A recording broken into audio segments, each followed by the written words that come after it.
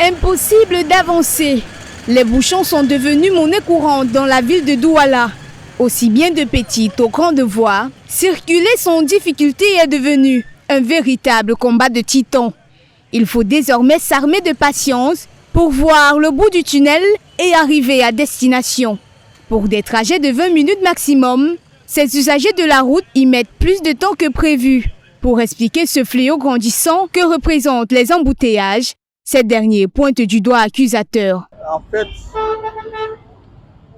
fait, dans la ville de Douala, ce qui cause beaucoup plus d'embouteillages, c'est dû à l'état de route.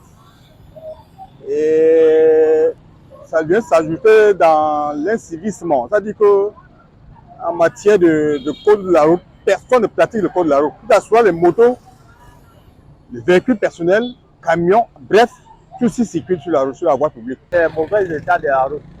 Parce que c'est une route qui n'est pas bien praticable, tout le monde freine.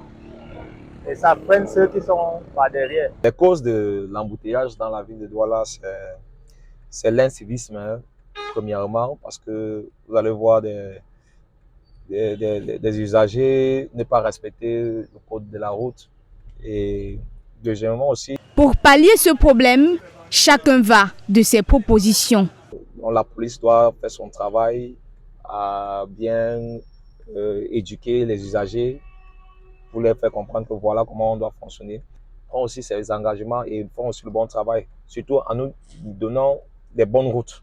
Parce que c'est la cause des mauvaises routes qui peut créer aussi tout ça. Je rejette donc la solution chez le gouvernement de tout faire pour mettre les routes OK, pour qu'il y ait une circulation fluide et puis que les automobilistes s'efforcent aussi à exercer ce qu'ils ont appris à l'auto-école.